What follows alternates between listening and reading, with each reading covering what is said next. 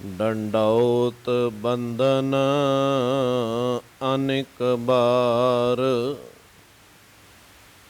ਸਰਬ ਕਲਾ ਸਮਰੱਥ।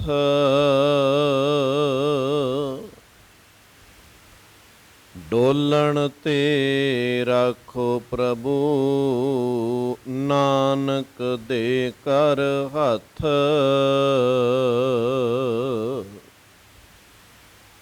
ਜੇਤਾ ਜਿਉ ਪਿੰਡ ਸਭ ਤੇਰਾ, ਤੂੰ ਅੰਤਰ ਜਾਮੀ ਪੁਰਖ ਭਗਵਾਨ। ਦਾਸਨ ਦਾਸ ਕਹੈ ਜਨ ਨਾਨਕ, ਜਿਹਾ ਤੂੰ ਕਰਾਏ ਤੇਹਾ ਹਉ ਕਰੀ ਵਖਿਆਨ।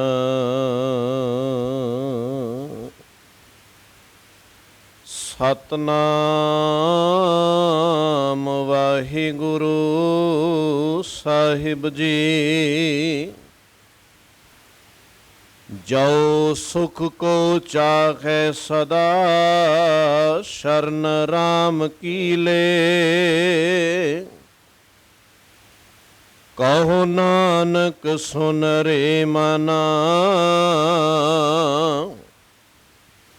ਦੁਰਲਭ ਮਾਨੁਖ ਦੇ। ਮਾਇਆ ਕਾਰਣ ਧਾਵਹੀਂ, ਮੂਰਖ ਲੋਗ ਅਜਾਨ। ਕਉ ਨਾਨਕ ਬਿਨ ਹਰ ਭਜਨ, ਬਿਰਥਾ ਜਨਮ ਸਿਰਾਨ। ਮਾਇਆ ਕਾਰਣ ਧਾਵਹੀਂ, ਮੂਰਖ ਲੋਗ ਅਜਾਨ। ਕਹੋ ਨਾਨਕ ਬਿਨ ਹਰ ਭਜਨ,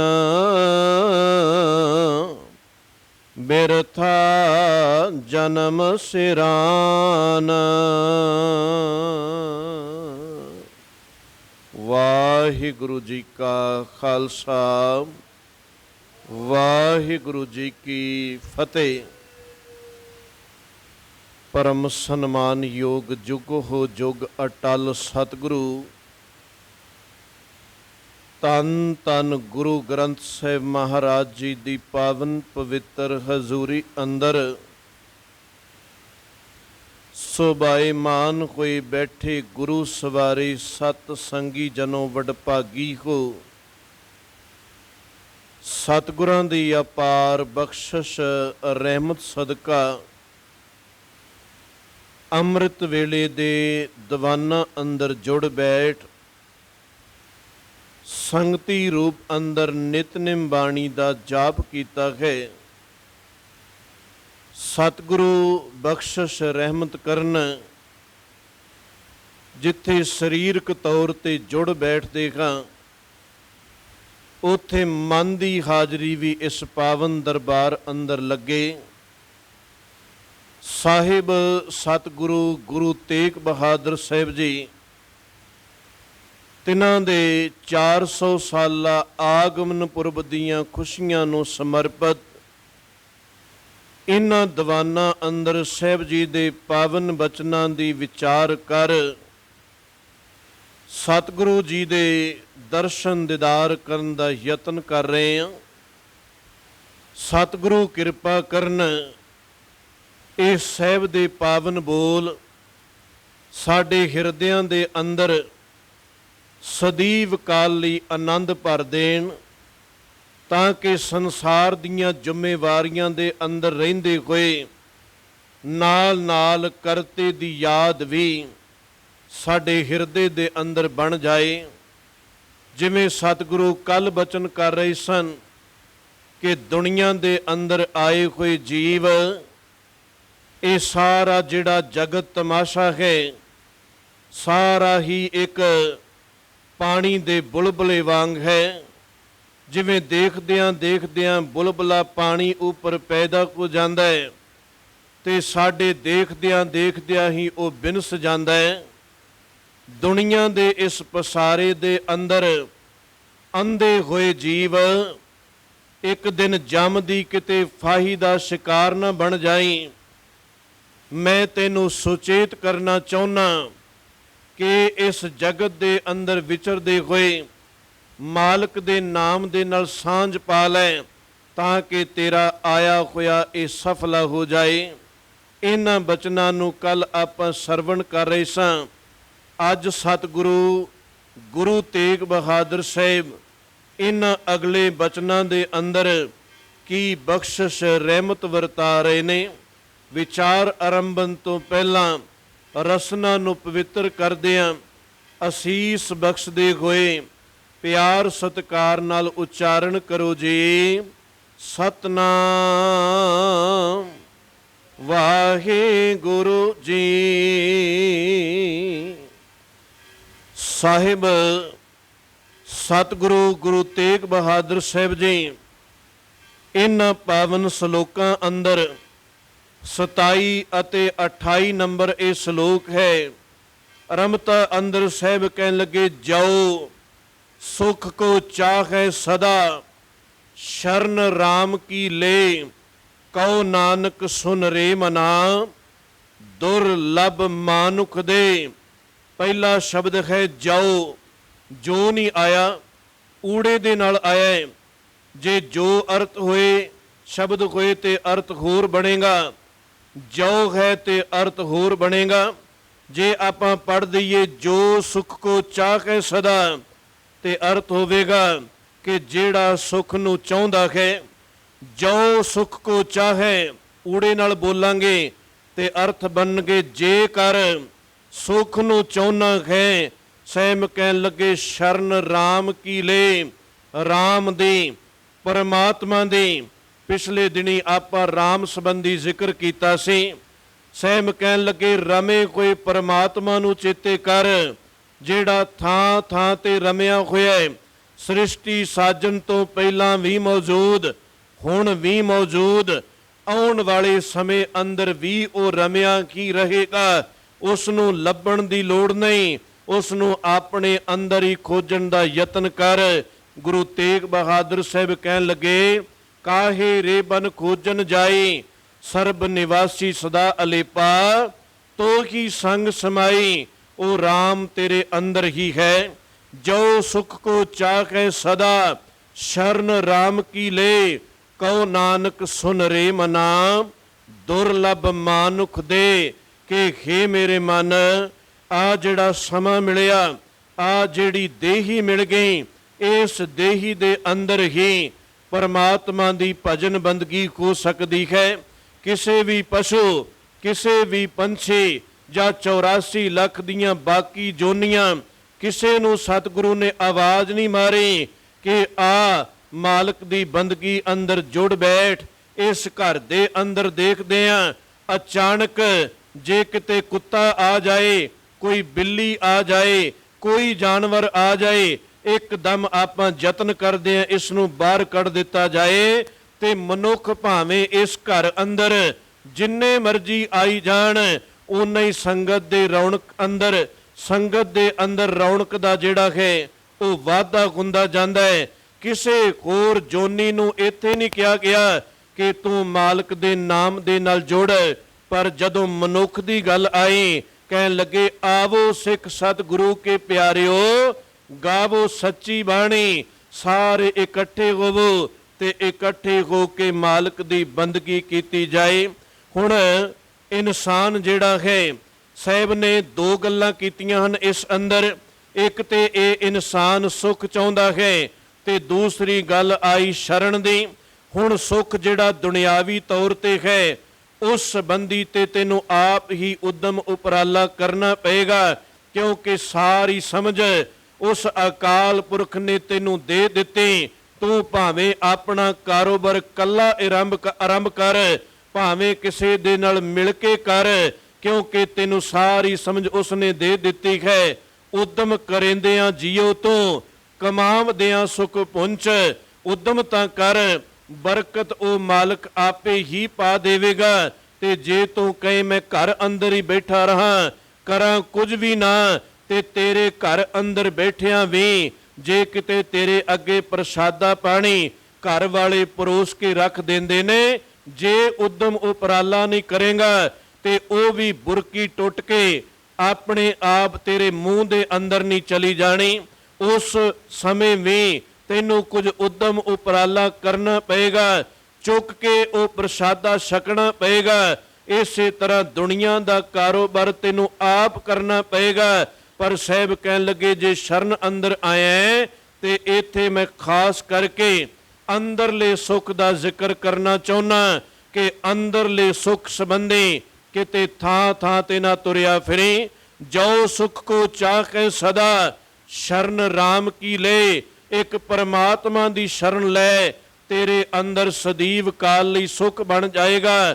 ਤੈਨੂੰ ਸ਼ਰਨ ਅੰਦਰ ਆਉਣ ਦੀ ਜਾਚ ਆ ਜਾਏਗੀ। ਹੁਣ ਵਿਰਲਾ ਟਾਵਾਂ ਜਿਸ ਨੂੰ ਸ਼ਰਨ ਅੰਦਰ ਆਉਣ ਦੀ ਸਮਝ ਪਈ, ਨਹੀਂ ਤੇ ਸਾਹਿਬ ਦੇ ਪਾਵਨ ਬਚਨ ਪੜ੍ਹਦੇ ਆ ਕਹਿਣ ਲੱਗੇ ਇਸ ਨੂੰ ਸ਼ਰਨ ਅੰਦਰ ਆਉਣਾ ਨਹੀਂ ਆਇਆ। ਇਹ ਜਿੱਥੇ ਕੋਈ ਭਾਰਾ ਧੜਾ ਦੇਖਦਾ ਹੈ, ਜਿੱਥੇ ਕੋਈ ਮਾਇਆ ਧਾਰੀ ਦੇਖਦਾ ਹੈ ਜਾਂ ਕੋਈ ਵੱਡਾ ਡੇਰਾ ਦੇਖਦਾ ਹੈ, ਇਹ ਨਹੀਂ ਦੇਖਦਾ ਕਿ ਉਸ ਅਸਥਾਨ ਤੇ ਅੰਦਰ ਦਾ ਸੁੱਖ ਹੈ ਜਾਂ ਨਹੀਂ। ਬਸ ਇਹ ਉਸ ਪਾਸੇ ਵੱਲ ਦੌੜਿਆ ਜਾਂਦਾ ਹੈ। ਤਾਂ ਹੀ ਸ਼ਾਇਦ ਭੱਟ ਸਾਹਿਬਾਨਾਂ ਨੇ ਕਿਹਾ ਕਿ ਜਦੋਂ ਅੰਦਰ ਦਾ ਸੁੱਖ ਲੈਣ ਵਾਸਤੇ ਅਸੀਂ ਤੁਰੇ ਤੇ ਬੜਾ ਸਮਾਂ ਇਸੇ ਤਰ੍ਹਾਂ ਬਤੀਤ ਹੋ ਗਿਆ। ਬੜਿਆਂ ਦੀ ਸ਼ਰਨ ਅੰਦਰ ਗਏ ਪਰ ਅੰਦਰ ਦਾ ਸੁੱਖ ਕਿਸੇ ਤੋਂ ਵੀ ਕੋਈ ਵਧੇਰੇ ਨਜ਼ਰ ਨਹੀਂ ਆਇਆ। ਜਿੱਥੇ ਵੀ ਜਾਂਦੇ ਹਾਂ ਸਿਰਫ ਦੁਨੀਆ ਦੀਆਂ ਹੀ ਗੱਲਾਂ ਜਿਹੜੀਆਂ ਨੇ ਉਹੀ ਚੱਲ ਰਹੀਆਂ ਨੇ, ਮਾਇਆ ਦੀਆਂ ਹੀ ਗੱਲਾਂ ਚੱਲ ਰਹੀਆਂ ਨੇ। ਸਹਿਮ ਕਹਿਣ ਲੱਗੇ ਰਹਿਓ ਸੰਤ ਹੋ ਟੋਲ, ਸਾਧ ਬੋ ਤੇਰੇ ਡਿੱਠੇ ਸਨਿਆਸੀ ਤਪਸੀ ਮੁਖੋਂ ਇਹ ਪੰਡਤ ਮਿੱਠੇ। ਬਰਸ ਏਕ ਹੋਂ ਫਿਰਿਓ ਕਿਨੇ ਨਾ ਪਰਚੋ ਲਾਇਓ। कहत्या कहती सुनी पर कहन लगे रैत को खुशी ना आयो। जिस भी बाबे कोल गए, जिस भी अस्थान ते गए, अंदर दा सुख जिहड़ा वो नहीं मिलिया। फिर शरण अंदर जाण दा की फायदा होया। पर मनुख इन्नी जल्दी बहुतात समझण वाला नहीं। ये दुनिया दे गीत गाई जाएगा, ये अपने संबंधियां दे गीत गाई जाएगा, ਇਹ ਉਹਨਾਂ ਦੀ ਸ਼ਰਨ ਅੰਦਰ ਜਾ ਕੇ ਟਿਕ ਜਾਏਗਾ। ਸਹਿਬ ਗੁਰੂ ਰਾਮਦਾਸ ਪਾਵਨ ਬਾਣੀ ਅੰਦਰ ਬੋਲ ਸਾਂਝੇ ਕਰਦੇ ਨੇ। ਕਹਿਣ ਲੱਗੇ ਕੋਈ ਤੇ ਕਹਿੰਦਾ ਹੈ ਕਿ ਮੇਰਾ ਆਪਣਾ ਪਰਿਵਾਰ ਹੀ ਬਹੁਤ ਚੰਗਾ, ਮੇਰੀ ਸੰਤਾਨ, ਮੇਰੇ ਬੱਚੇ, ਮੈਂ ਜੋ ਕਹਾਂ ਉਸੇ ਤਰ੍ਹਾਂ ਕਰਨ ਅੰਦਰ ਉਹ ਤਿਆਰ, ਮੇਰੇ ਨਾਲ ਉਹ ਸਹਿਮਤ ਹਨ। ਸਹਿਬ ਕਹਿਣ ਲੱਗੇ ਇਹ ਉਹਨਾਂ ਦੀ ਸ਼ਰਨ ਤੱਕ ਹੀ ਸੀਮਤ ਹੈ। ਕੋਈ ਕਹਿਣ ਲੱਗਾ ਕਿ ਮੇਰਾ ਜਿਹੜਾ ਕੁੜਮਾਚਾਰੀ ਦਾ ਨਾਤਾ ਹੈ ਉਹ ਰਿਸ਼ਤਾ ਜਿਹੜਾ ਹੈ ਉਹ ਮੇਰਾ ਬੜਾ ਚੰਗਾ, ਜਿਵੇਂ ਮੈਂ ਉਹਨਾਂ ਨੂੰ ਕਹਾਂ ਮੇਰੇ ਨਾਲ ਉਹ ਸਹਿਮਤ ਹੋ ਜਾਂਦੇ ਨੇ। ਭਾਵੇਂ ਕੁੜਮ ਹੋਵੇ, ਭਾਵੇਂ ਸਹਿਮ ਕਹਿਣ ਲੱਗੇ ਜਵਾਈ ਹੋਵੇ, ਬਸ ਇਹ ਉਹਨਾਂ ਦੀ ਸ਼ਰਨ ਤੱਕ ਸੀਮਤ ਹੋ ਜਾਂਦਾ ਹੈ ਕਿ ਕਿਤੇ ਕੋਈ ਦੁੱਖ ਸੁੱਖ, ਕਿਤੇ ਕੋਈ ਮੁਸੀਬਤ ਬਣ ਜਾਏ, ਇਹ ਮੇਰੇ ਭਾਈਵਾਲ ਹੋਣਗੇ, ਇਹ ਮੇਰਾ ਸਾਥ ਦੇਣਗੇ। ਇਹ ਉਹਨਾਂ ਦੀ ਸ਼ਰਨ ਤੱਕ ਸੀਮਤ ਹੋ ਗਿਆ। ਫਿਰ ਸਾਹਿਬ ਕਹਿਣ ਲੱਗੇ ਕੁਝ ਐਸੇ ਹਨ ਇਸ ਤੋਂ ਥੋੜਾ ਜਿਹਾ ਅੱਗੇ ਵੱਧ ਜਾਂਦੇ ਨੇ। ਉਹ ਕਹਿੰਦੇ ਹਨ ਕਿ ਫਲਾਣਾ ਮੰਤਰੀ ਸੰਤਰੀ ਮੇਰਾ ਰਿਸ਼ਤੇਦਾਰ, ਮੇਰਾ ਉਹ ਸੰਬੰਧੀ ਹੈ।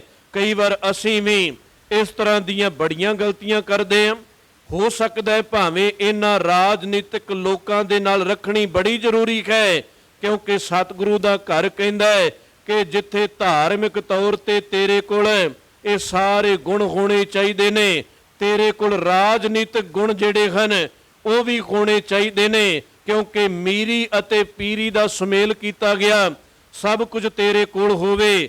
ਤੇਰੇ ਸਮਾਗਮਾਂ ਦੇ ਅੰਦਰ ਭਾਵੇਂ ਕੋਈ ਮੰਤਰੀ ਆ ਵੀ ਜਾਏ, ਜੇ ਆਉਂਦਾ ਹੈ ਬਾਕੀ ਸੰਗਤ ਥੱਲੇ ਬੈਠੀ ਹੋਈ ਹੈ, ਉਸ ਨੂੰ ਵੀ ਆਏ ਹੋਏ ਨੂੰ ਥੱਲੇ ਬਿਠਾ, ਉਸ ਨੂੰ ਵੀ ਸਿਰਪਾਓ ਦੇ ਦੇ, ਮਾਨ ਸਨਮਾਨ ਦੇ ਦੇ। ਤੇ ਜੇ ਕਹੇ ਮੈਂ ਉਸ ਨੂੰ ਸਟੇਜ ਦੇ ਉੱਪਰ ਚੁੱਕ ਕੇ ਬਿਠਾ ਦਿਆਂ ਤੇ ਇਹ ਬਹੁਤ ਵੱਡੀ ਗਲਤੀ ਹੋਵੇਗੀ, ਕਿਉਂਕਿ ਉਸ ਨੂੰ ਇਸ ਬਾਰੇ ਸਮਝ ਹੀ ਕੋਈ ਨਹੀਂ।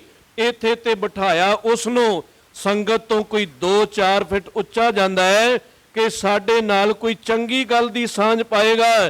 ਤੇ ਜੇ ਆਇਆ ਹੋਇਆ ਰਾਜਨੀਤੀ ਦੀਆਂ ਹੀ ਗੱਲਾਂ ਕਰਕੇ ਵਾਪਸ ਮੁੜ ਜਾਏ ਤੇ ਫਿਰ ਨਾਨਕ ਕਹਿ ਕਰ ਕੇਵਲ ਨਾਮ, ਉਹ ਗੱਲਾਂ ਜਿਹੜੀਆਂ ਹਨ ਫਿਰ ਉਹ ਕਿੱਥੇ ਹੋਣਗੀਆਂ।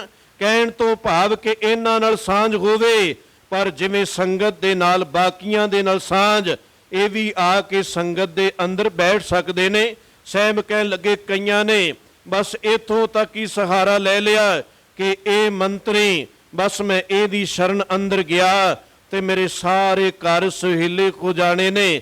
ਗੁਰੂ ਰਾਮਦਾਸ ਪਾਤਸ਼ਾਹ ਕਹਿਣ ਲੱਗੇ ਹੋਣਗੇ, ਆਪੋ ਆਪਣੀ ਥਾਂ ਤੇ ਸਾਰੇ ਹੋਣਗੇ, ਪਰਿਵਾਰ ਵੀ ਸਾਥ ਦਿੰਦਾ ਹੋਵੇਗਾ, ਕੁੜਮਾਚਾਰੀ ਦਾ ਨਾਤਾ ਵੀ ਸਾਥ ਦਿੰਦਾ ਹੋਵੇਗਾ, ਕੋਈ ਮੰਤਰੀ ਵੀ ਸਮਾਂ ਪੈਣ ਤੇ ਕੰਮ ਪੈਣ ਤੇ ਸਾਥ ਦੇ ਸਕਦਾ ਹੈ। ਪਰ ਜੇ ਤੂੰ ਕਹੇ ਬਸ ਇਹਨਾਂ ਦੀ ਸ਼ਰਨ ਲੈਣੀ ਹੈ ਤੇ ਦੁਨੀਆ ਅੰਦਰ ਤੇ ਕੋਈ ਸੁੱਖ ਹੋ ਸਕਦਾ 4 ਦਿਨ ਮਿਲ ਜਾਏ, ਪਰ ਅਧਿਆਤਮਿਕ ਤੌਰ ਤੇ ਇਹਨਾਂ ਵਿੱਚੋਂ ਕਿਸੇ ਤੋਂ ਵੀ ਸੁੱਖ ਨਹੀਂ ਮਿਲਣਾ। ਸਾਹਿਬ ਨੇ ਪਾਵਨ ਬਾਣੀ ਅੰਦਰ ਇਹ ਬੋਲ ਸਾਂਝੇ ਕੀਤੇ। ਕਹਿਣ ਲੱਗੇ ਸ਼ਰਨ ਲੈਣੀ ਹੈ ਤੇ ਇੱਕ ਪਰਮਾਤਮਾ ਦੀ ਲੈ, ਪਰ ਜਦੋਂ ਮੈਂ ਮਨੁੱਖਤਾ ਭੁੱਲੀ ਨੂੰ ਦੇਖਦਾ ਫਿਰ ਸਾਹਿਬ ਕਹਿਣ ਲੱਗੇ ਕਿਸੀ ਧੜਾ ਕੀਆ ਮਿੱਤਰ ਸੁਤ ਨਾਲ ਭਾਈ, किसी धड़ा किया कुड़म सक्के नाल जवाई, किसी धड़ा किया सिकदार चौधरी नाल अपने सुआई। कहन लगे हमरा धड़ा हर रहा समाई, मेरा धड़ा मेरी जे कोई शरण है ते हे मेरे मालिक परमेश्वर जी वो तेरा आसरा ही है, मैं तेरे तो बिना कोई होर आसरा नहीं तकदा। जो सुख को चाहे सदा शरण राम की ले। ਸਾਹਿਬ ਕਹਿਣ ਲੱਗੇ ਮੈਂ ਤੈਨੂੰ ਵੀ ਇਹੀ ਸਮਝਾ ਰਿਹਾ ਕਿ ਰਾਮ ਦੇ ਪਰਮਾਤਮਾ ਦੀ ਸ਼ਰਨ ਲੈ, ਤੇਰਾ ਜੀਵਨ ਸੁਹੇਲਾ ਹੋ ਜਾਏਗਾ।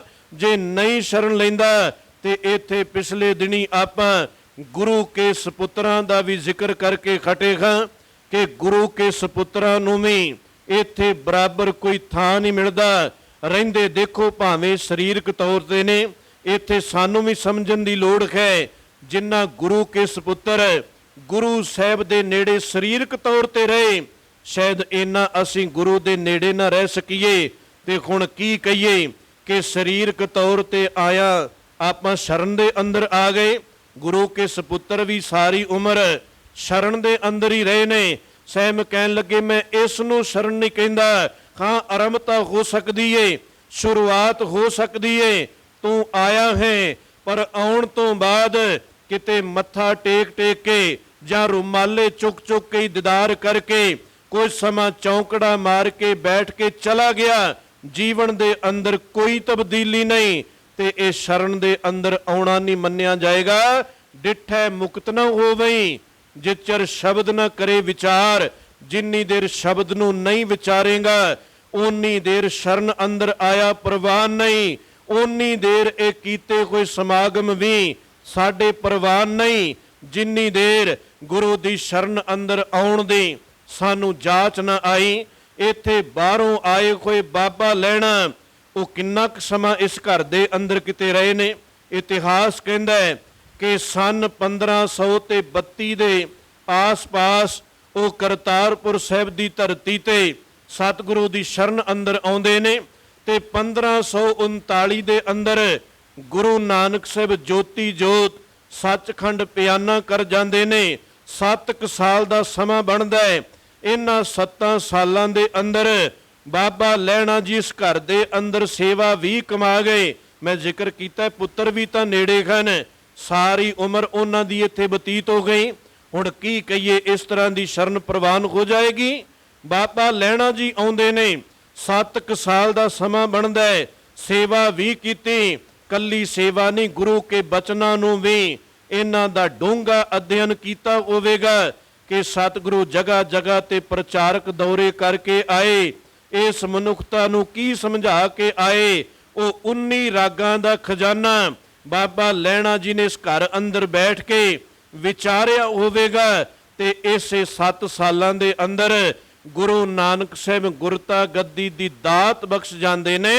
ਇਹ ਹੈ ਅਸਲ ਅੰਦਰ ਸ਼ਰਨ ਦੇ ਅੰਦਰ ਆਉਣਾ ਕਿਸੇ ਵਿਦਵਾਨ ਨੇ ਬੋਲ ਸਾਂਝੇ ਕੀਤੇ, ਕਹਿਣ ਲੱਗੇ ਸ਼ਰਨ ਅੰਦਰ ਆਉਣਾ ਹੈ।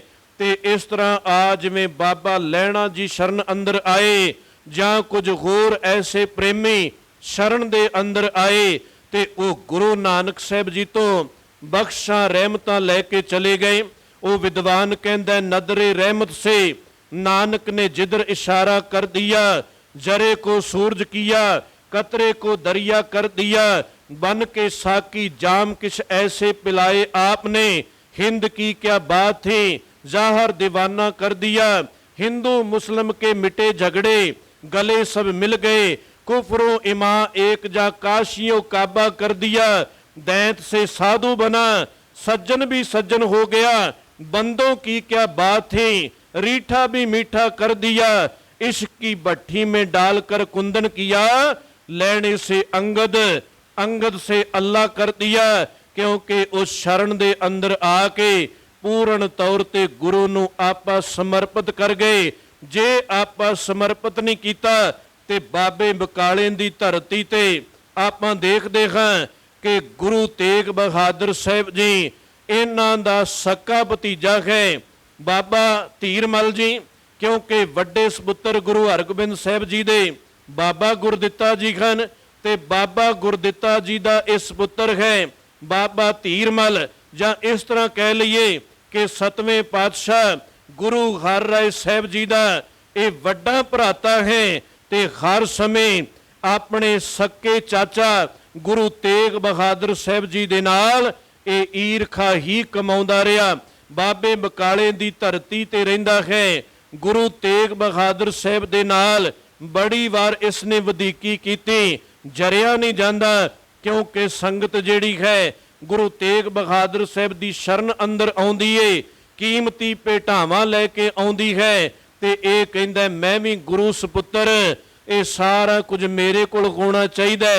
ये संगत आके मैनू नमस्कार करे, अपने कोल मसंद रखे हुए ने, उन्हां मसंदां तो कई वार इसने गुरु तेग बहादुर साहिब दे उपर वार भी कराया।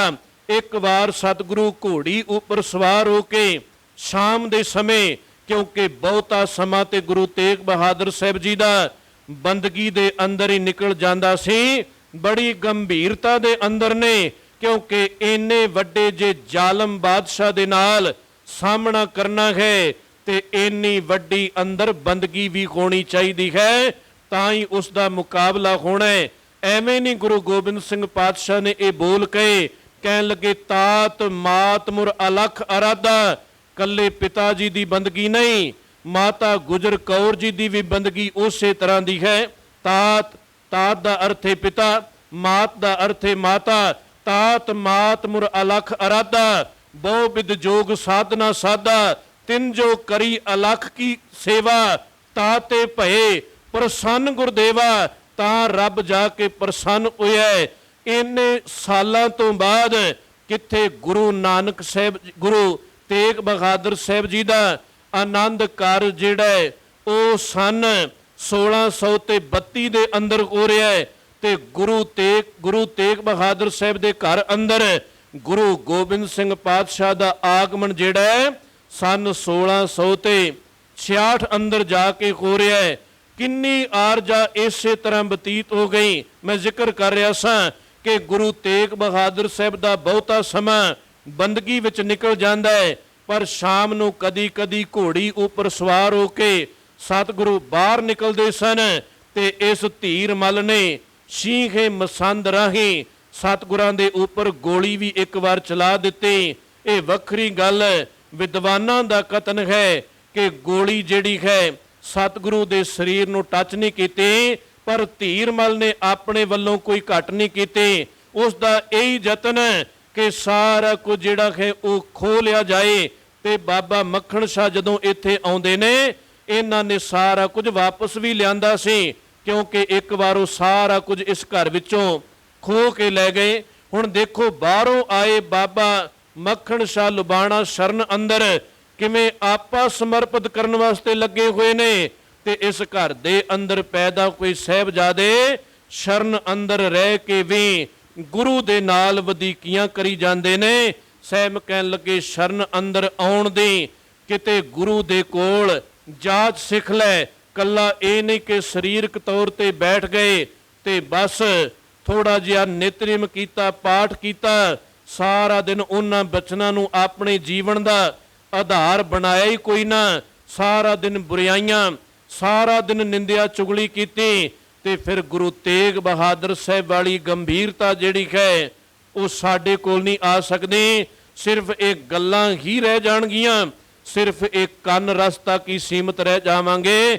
ਗੁਰੂ ਕਿਰਪਾ ਕਰੇ ਕਿਤੇ ਸ਼ਰਨ ਦੇ ਅੰਦਰ ਆਉਣ ਦੀ ਸਾਨੂੰ ਜਾਚ ਆ ਜਾਏ। ਸਾਹਿਬ ਉਹ ਹੀ ਸਾਨੂੰ ਸਿਖਾ ਰਹੇ ਨੇ ਕਿ ਜੋ ਸੁਖ ਕੋ ਚਾਹੇ ਸਦਾ ਸ਼ਰਨ ਰਾਮ ਕੀ ਲੈ, ਕਹੋ ਨਾਨਕ ਸੁਨ ਰੇ ਮਨਾ ਦੁਰਲਭ ਮਾਨੁਖ ਦੇ। ਸਾਹਿਬ ਕਹਿਣ ਲੱਗੇ ਬਸ ਸ਼ਰਨ ਅੰਦਰ ਆਉਣ ਦੀ ਜਾਚ ਸਿੱਖ ਲੈ।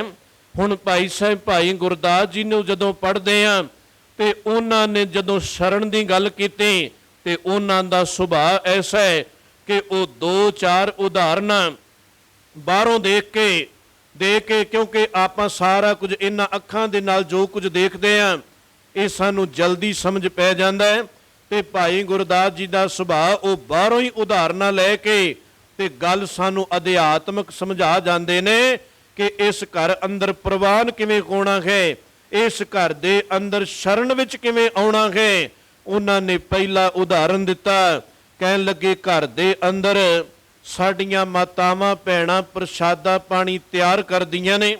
ਹੁਣ ਪ੍ਰਸ਼ਾਦਾ ਪਾਣੀ ਜਦੋਂ ਵੀ ਤਿਆਰ ਹੋਣਾ ਹੈ ਘਰ ਦੇ ਵਿੱਚ ਅੱਗ ਦਾ ਇੰਤਜ਼ਾਮ ਹੋਣਾ ਚਾਹੀਦਾ ਹੈ। ਭਾਵੇਂ ਪ੍ਰਸ਼ਾਦਾ ਗੁਰੂ ਘਰ ਦੇ ਅੰਦਰ ਬਣੇ, ਭਾਵੇਂ ਕਿਸੇ ਵੀ ਅਸਥਾਨ ਤੇ ਪ੍ਰਸ਼ਾਦਾ ਬਣੇ, ਖਾਣ ਵਾਸਤੇ ਕੁਝ ਤਿਆਰ ਕਰਨਾ ਹੈ ਤੇ ਅੱਗ ਦਾ ਹੋਣਾ ਬੜਾ ਜ਼ਰੂਰੀ ਹੈ।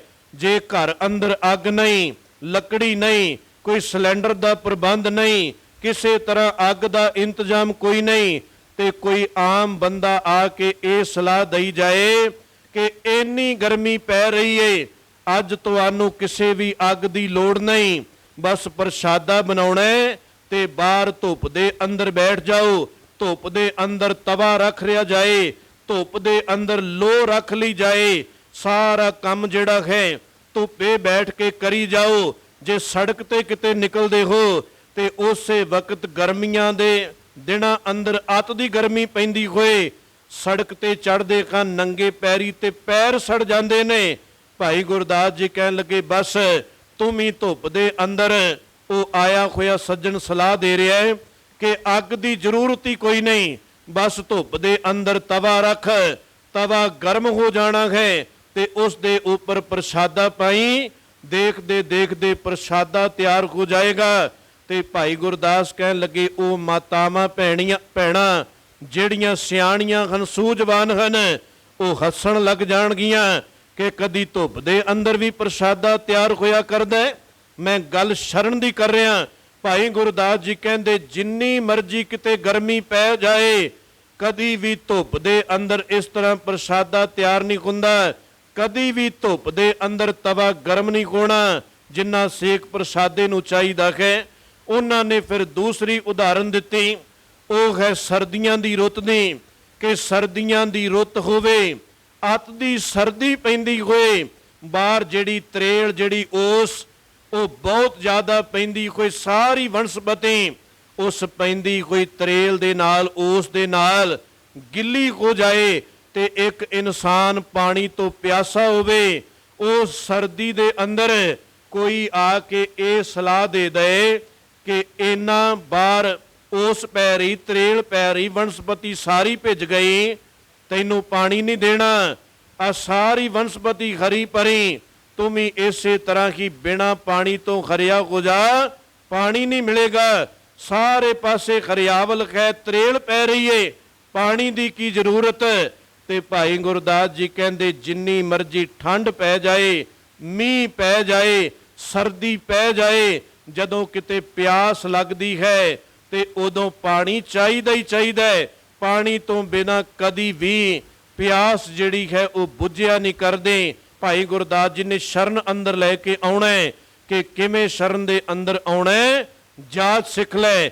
ਉਹਨਾਂ ਨੇ ਤੀਸਰਾ ਉਦਾਹਰਨ ਫਿਰ ਇੱਕ ਗਰਮੀ ਦਾ ਦੇ ਦਿੱਤਾ ਕਹਿਣ ਲੱਗੇ ਕਿਸਾਨ ਕੋਈ ਖੇਤਾਂ ਅੰਦਰ ਕੰਮ ਕਰਦਾ ਹੋਵੇ, ਸਵੇਰ ਤੋਂ ਲੈ ਕੇ ਸ਼ਾਮ ਤੱਕ ਉਹ ਸਾਰਾ ਦਿਨ ਖੇਤਾਂ ਅੰਦਰ ਕੰਮ ਕਰਦਾ ਰਿਹਾ, ਗਰਮੀ ਦਾ ਸਮਾਂ ਤੇ ਉਸ ਦੇ ਤਨ ਉੱਪਰ ਕੰਮ ਕਰਦਿਆਂ ਪਸੀਨਾ ਆ ਜਾਂਦਾ ਹੈ।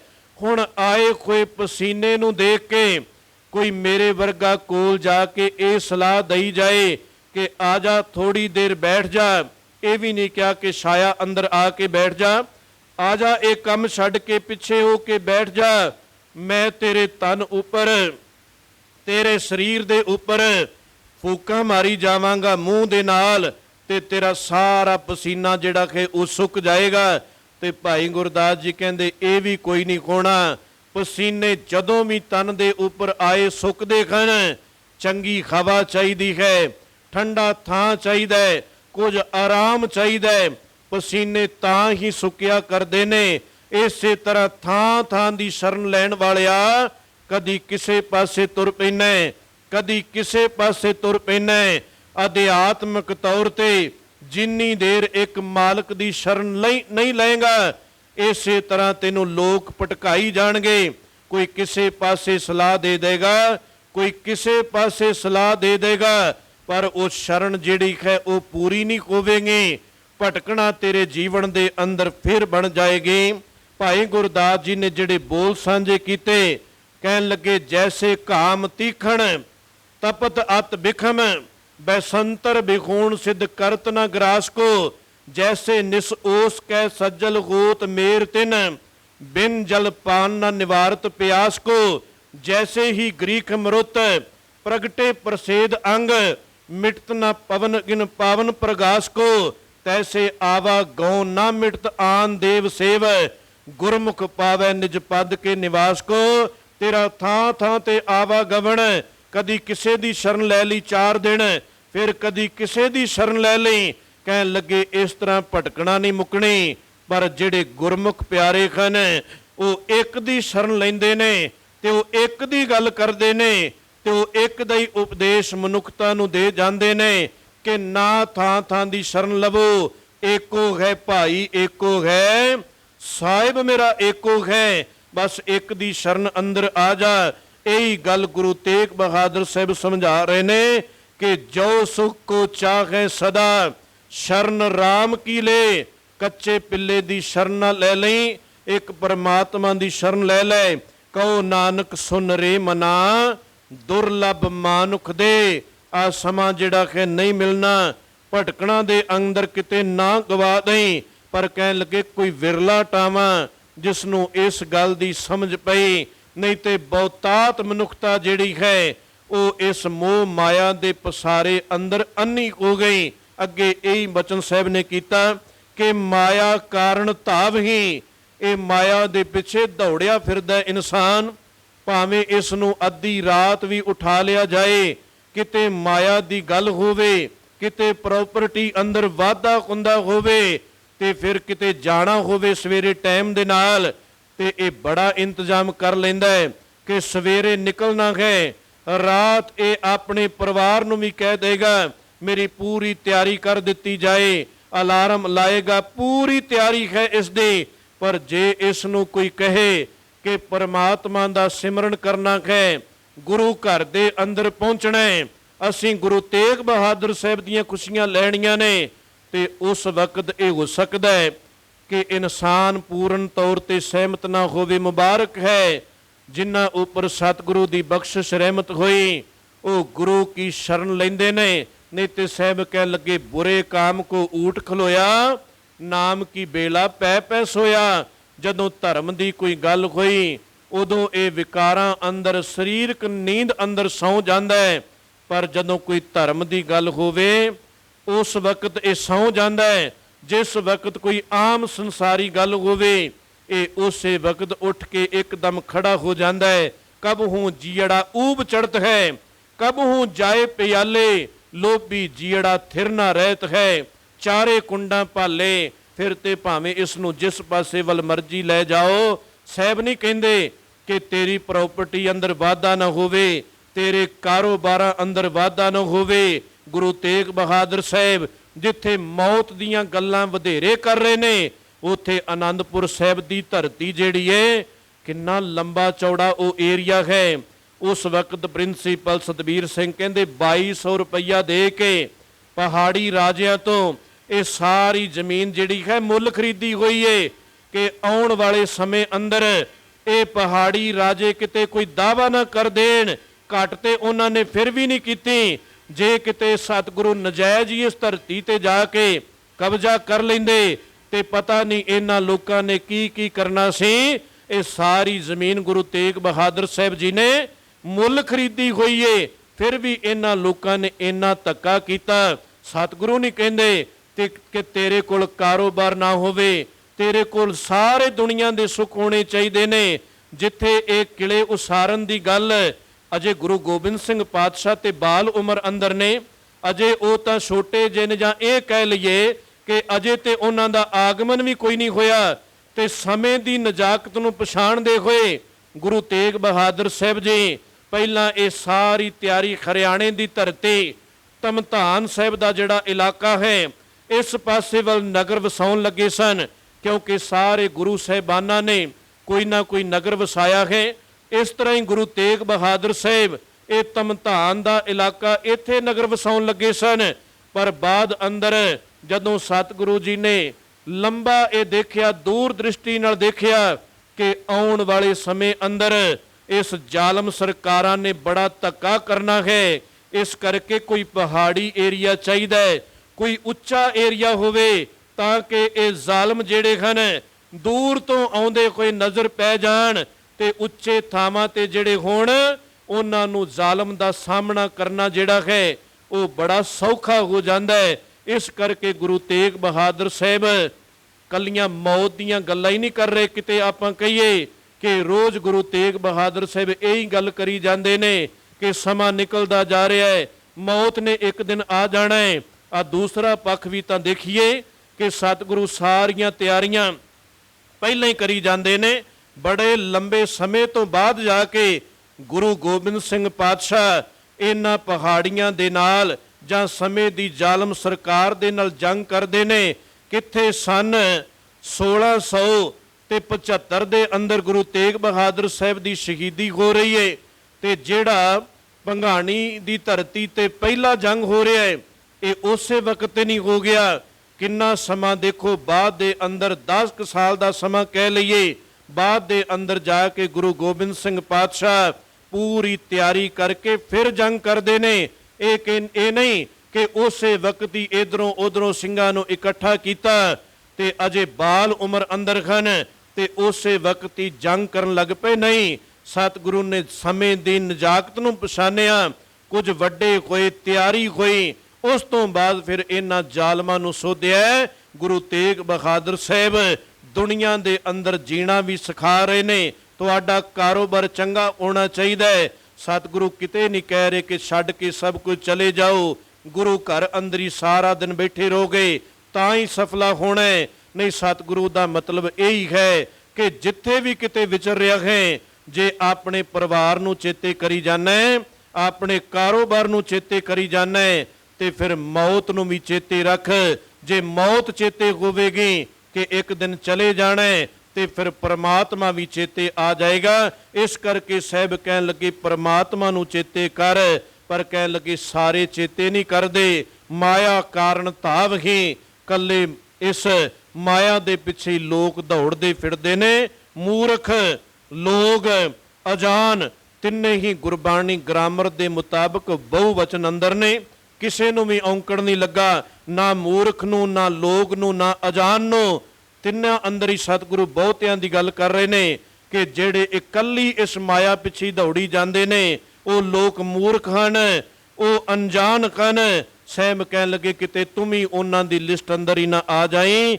ਕਹੋ ਨਾਨਕ ਬਿਨ ਹਰਿ ਭਜਨ ਬਿਰਥਾ ਜਨਮ ਸਿਰਾਨ, ਸਮਾਂ ਬਿਰਥਾ ਨਾ ਨਿਕਲ ਜਾਏ। ਇਸ ਕਰਕੇ ਦੋਵੇਂ ਲੋਕ ਆਪਣੇ ਸੁਹੇਲੇ ਕਰ ਲਈ, ਮਾਇਆ ਵੀ ਜੋੜ ਲਈ ਤਾਂ ਕਿ ਆਉਣ ਵਾਲੇ ਸਮੇਂ ਅੰਦਰ ਕਿਤੇ ਤੇਰੇ ਜਾਣ ਤੋਂ ਬਾਅਦ ਬੱਚਿਆਂ ਵਾਸਤੇ ਬੜਾ ਵੱਡਾ ਕਸ਼ਟ ਨਾ ਬਣ ਜਾਏ। ਉਹ ਲੋਕਾਂ ਅੱਗੇ ਹੱਥ ਨਾ ਅੜਦੇ ਫਿਰਨ।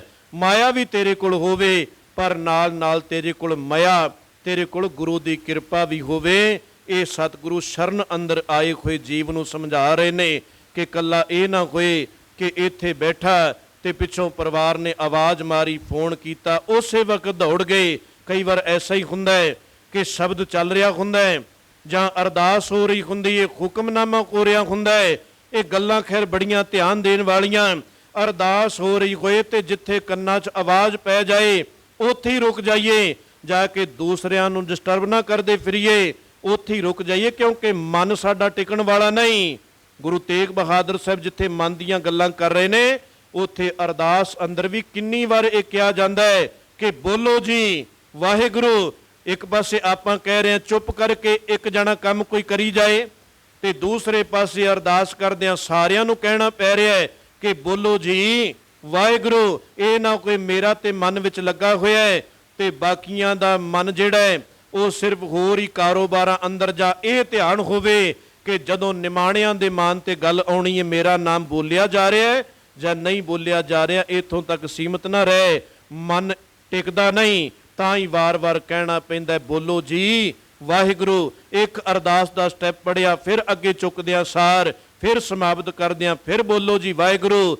ਆਪਣੇ ਮਨ ਅੰਦਰ ਅੰਦਾਜ਼ਾ ਲਾ ਲਓ, ਇੰਨਾ ਸਮਾਂ ਵੀ ਮਨ ਜਿਹੜਾ ਹੈ ਉਹ ਟਿਕਦਾ ਨਹੀਂ, ਤਾਂ ਹੀ ਕਹਿਣਾ ਪੈਂਦਾ ਵਾਰ-ਵਾਰ ਕਿ ਸਾਰੇ ਆ ਜਾਓ, ਮਿਲ ਕੇ ਬੋਲੋ ਜੀ ਵਾਹਿਗੁਰੂ। ਜੇ ਹੁਕਮਨਾਮਾ ਹੋ ਰਿਹਾ ਹੈ ਤੇ ਤਾਂ ਪਿੱਛੇ ਜਿੱਥੇ ਜਗ੍ਹਾ ਮਿਲਦੀ ਉੱਥੇ ਆਪਾਂ ਬੈਠ ਜਾਈਏ। ਇਹ ਦੂਸਰਿਆਂ ਨੂੰ ਐਵੇਂ ਜੋ ਕਿਤੇ ਟਿਕ ਕੇ ਗੁਰੂ ਕੀ ਬਾਣੀ ਪੜ੍ਹ ਰਹੇ ਨੇ, ਉਹਨਾਂ ਦਾ ਮਨ ਜਿਹੜਾ ਜੁੜਿਆ, ਉਹਨਾਂ ਦਾ ਮਨ ਨਾ ਕਿਤੇ ਤੋੜੀਏ। ਸਾਹਿਬ ਇਹੀ ਗੱਲਾਂ ਸਾਨੂੰ ਸਮਝਾ ਰਹੇ ਨੇ। ਸ਼ਰਨ ਦੇ ਅੰਦਰ ਆਉਣ ਦੀ ਜਾਚ ਸਿੱਖ ਲੈ। ਜਿਹੜਾ ਫਿਰ ਇਸ ਸ਼ਰਨ ਦੇ ਅੰਦਰ ਆ ਕੇ ਇਹਨਾਂ ਗੱਲਾਂ ਨੂੰ ਮੰਨ ਲੈਂਦਾ ਹੈ, ਸਾਹਿਬ ਕਹਿਣ ਲੱਗੇ ਉਸ ਦਾ ਆਇਆ ਸਫਲਾ ਹੋ ਜਾਂਦਾ ਹੈ। ਸਤਿਗੁਰੂ ਕਿਰਪਾ ਕਰਨ, ਬਚਨ ਹਿਰਦੇ ਅੰਦਰ ਵਸਣ, ਭੁੱਲਾਂ ਬਖਸ਼ ਲੈਣੀਆਂ ਜੀ। ਵਾਹਿਗੁਰੂ ਜੀ ਕਾ ਖਾਲਸਾ, ਵਾਹਿਗੁਰੂ ਜੀ ਕੀ ਫਤਿਹ।